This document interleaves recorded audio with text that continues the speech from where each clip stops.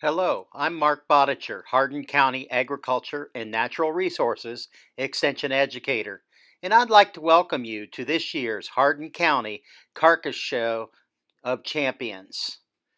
This show is made possible by Jenkins Meats in Mount Victory, the Hardin County Agricultural Society, the Pork Producers, Cattle Producers, Sheep Improvement Association, as well as OSU Extension. I would now like to introduce to you our judge, Dr. Lyda Garcia of OSU Meat Science. Hey guys, Dr. Garcia here from The Ohio State University. I'm here today to evaluate the 2020 Hardin County Carcass shows. I'll tell you, it's quite impressive today. But what we have in front of me here to the side of me are the two beef carcasses that I was evaluating. So what's one of the first things that we look at, or what exactly are we looking for? Well, that's what we're going to talk about today. What we have here in front of me is a beef carcass that weighed roughly about 860 pounds. So what we want to know is of 860 pounds, how much of that is truly sellable product? And not just sellable product, how much of that is truly coming from muscling and fat? So when we get started, when we're about to start, you'll notice that these two beef carcasses are ribbed. They're exposing that ribeye. This is the main muscle of interest. We count 12 ribs, and in between the 12th and 13th rib, we will saw through the vertebrae and then take a knife and run the curvature of the rib. Once again, exposing this main muscle, which is our longissimus dorsi. This is what we call our ribeye. So one of the factors that we'll have to start with is back fat, external fat. So what we'll do is take into account this main muscle here. We'll want to measure 3/4 of that ribeye or that muscle. We'll cut it in half and cut the top part in half, and then just take a measurement in inches, starting at the outer edge of that muscle or the longissimus dorsi, and extending out to the outer surface of the fat. Secondly, we will measure this main muscle again to account for how much of that carcass weight is coming from muscling. So what I have in front of me is a ribeye dot grid. Every 10 dots equals 1 square inch. And as you notice, we have outlines as is. We already know what is in this top triangle. 20 dots divided by 10 is 2. So we have 2 square inches here. We have 80 dots in this inner square, so that's an 8 square inch area. And we have 10 dots here at the bottom, resulting in a 1 square inch. Since I already know this portion, I'll place it nicely on that ribeye, and I will count everything around it and then add it to the already pre-existing measurement.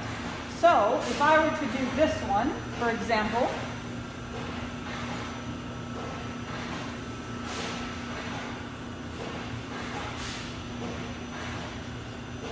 so I counted 40 dots on the outside of my outline.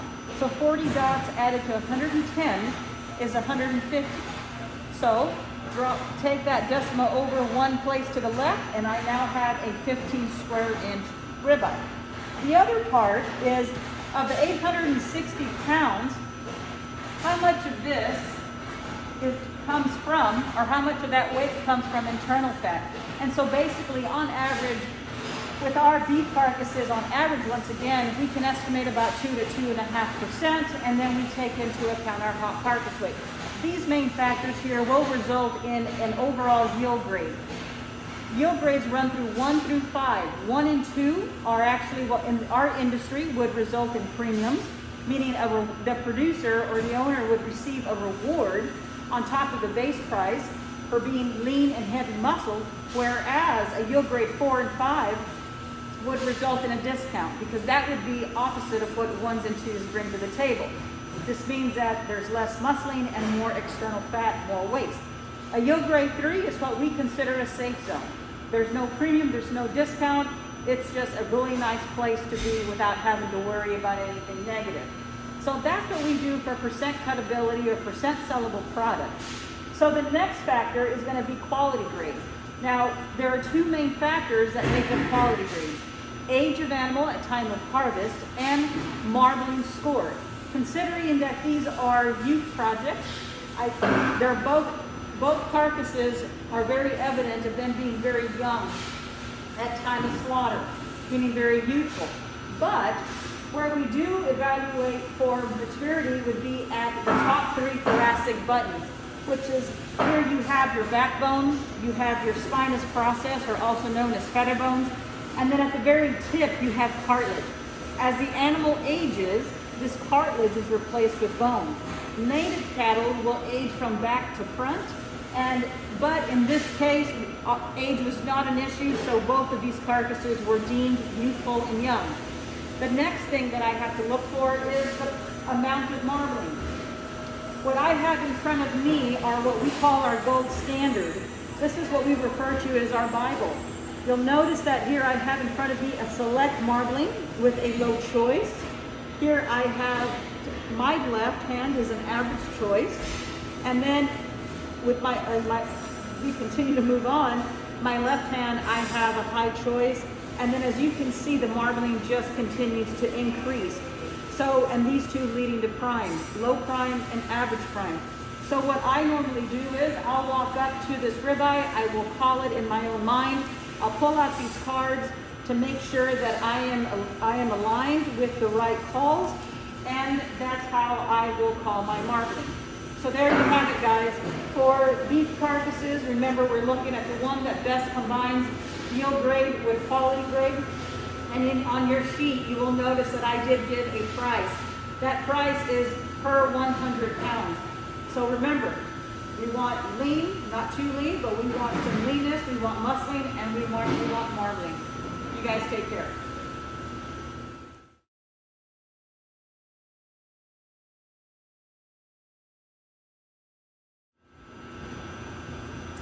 Hey guys, Dr. Garcia here once again. So as you know, I'm here today to evaluate the 2020 Hardin County lamb carcasses. And I'll tell you, it's very impressive here. As here, what I have in front of me are the 2 lamb carcasses that I did evaluate. But I wanted to show you something first. I wanted to show you what lamb carcasses actually look like without them being ribbed. Now, these are not a part of the contest. I only have 2, but I just wanted to show you what they would look like intact and what they look like ribbed. And so in our industry in the United States, we do not rib lamb carcasses. This is how we leave them. But for the sake of education and research, we will rib them to expose the back fat, ribeye area, and then along with the body wall. So what do we look for in lamb carcasses? Well, the main thing I want to know is let's see, this guy right here weighed 91 pounds and this guy weighed 75 pounds. What I want to know is of those carcass weights, how much of that is sellable product? How much of that weight is coming from back fat and how much of that is coming from muscling, right? The ribeye size. So how do we even get started with evaluating? Well, just like in beef, we will account for back fat external measurement. This is my ribeye. All we do is cut the ribeye in half and take our measurement in inches. And so I will normally go to both sides. If they are different, I will take an average. And sometimes one side weight may be leaner than the other, primarily of just removing that wool. That's all that means. And so should that happen, I will take an average, but in this case, they were pretty equal, so I didn't have to do that. The second thing that I will take into account is the thickness of the body wall. So here is my backbone. I will measure 5 inches out from the backbone, and including the rib, I will take a measurement. That goes into a little nice formula that we get from USDA to account for fat factors. And then we will look at muscling size. Now, here I have a ribeye dot grid, as you can see. Every 20 dots in this case equals 1 square inch. You notice that I already have outlines. That means that those are already accounted for. In the smaller rectangle, there are 40 dots. Divided by 20 is 2 square inches. In the middle, I have 60 dots. Divided by 20 equals a 3 square inch. And then in our larger square rectangle type, our 80 dots divided by 20 equals a 4 square inch. And since I already know that, then I will place this dot grid right on my ribeye, and I will choose which outline I want to use and then start counting around it. So in this particular case,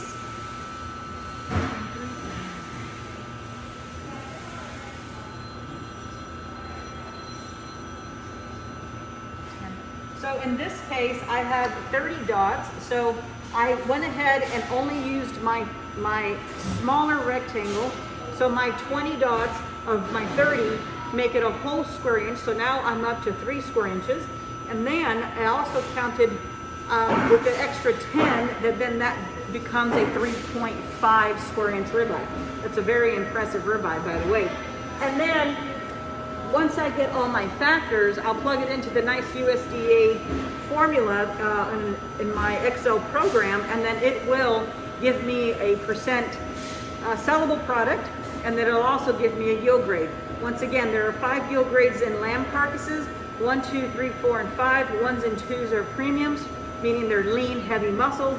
4s and 5s mean that they're light muscled, have some excess fat. Not too bueno on this one. And then you have a yield grade 3. Now, the other thing that we will take into account is overall conformation. So what we'll look at is, we'll look at the whole shape of the leg, looking at width, looking at length, looking at plumpness and volume, along with the sirloin, how much muscling, along with that curvature of that loin. Again, that's to replicate what that longissimus dorsi is underneath, along with the shoulder. So overall conformation has everything to do with muscling to bone, nothing to do with fat. We'll also take into account muscling on the leg alone, as we call leg support. But I will tell you, of the two here, bottom line is we want to know how much percent sellable product. Guys, really good job today. Was really impressed with your lambs. Keep up the good work, and we'll see you next time.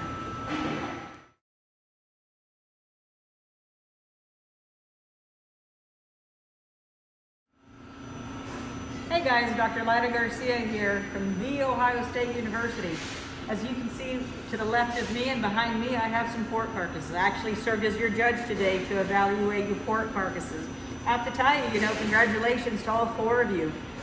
It was a close call, but I'll tell you, it's very unfortunate that we have to rank them. But I'm going to encourage all of you, just keep doing what you're doing. It's good stuff. You're doing some good things. So one of the things that I want to talk about is kind of what do I look for when I evaluate pork carcasses.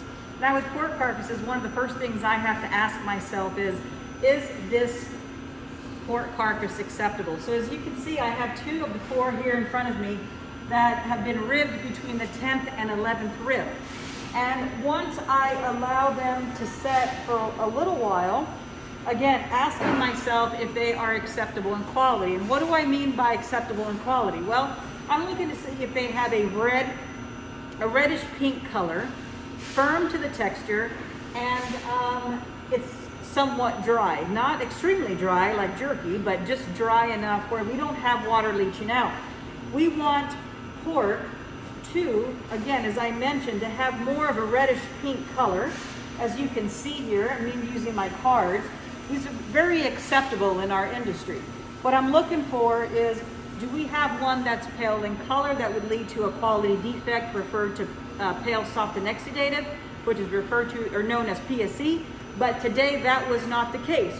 So once I do that, then I deem all of them acceptable, and then I continue on with my evaluation.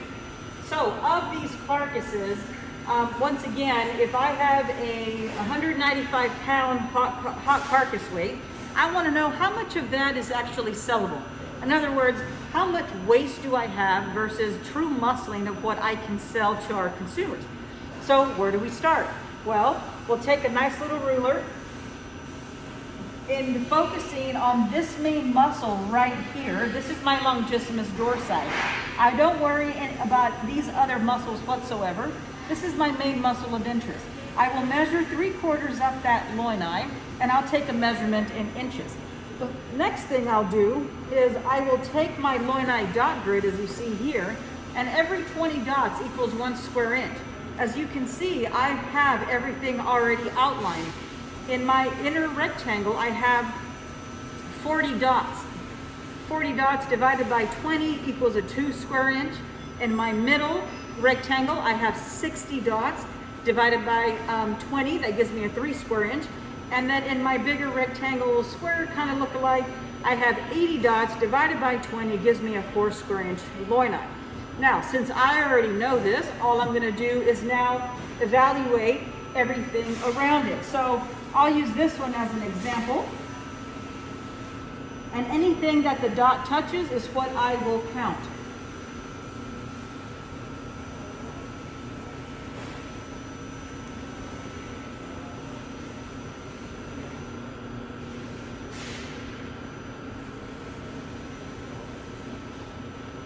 So I counted 70 dots outside of what we already know, divided by 20, that's 3.5. And so now I'll add 3.5 to a 4 square inch ribeye, or loin eye, excuse me.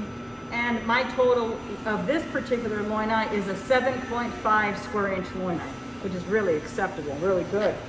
And then I'll plug my numbers into a USDA formula. It will then tell me percent lean, which means percent sellable product. The higher the number, the better, obviously. And since everything has been accepted, is considered acceptable, I just rank them from there. Once again, it was a pretty tight squeeze. You know, everybody did a good job, and I hope to see you guys next time. Take care.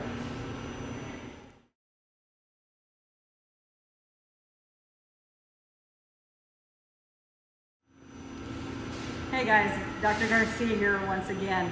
I just want to take a few minutes just to say how proud I am of every single one of you today. Every single carcass that I evaluated, I'll tell you, it's right in the middle of what is in our industry. You guys are doing some things right. You guys keep up the good work, keep up the hard work, and you know, it's very unfortunate. You know, I always take some time to try to educate and explain some things when it comes to the meat industry. But it's very unfortunate that we have to rank them. I encourage you, don't get caught up in the ranking. Pay attention to what exactly your carcass, your animal produced.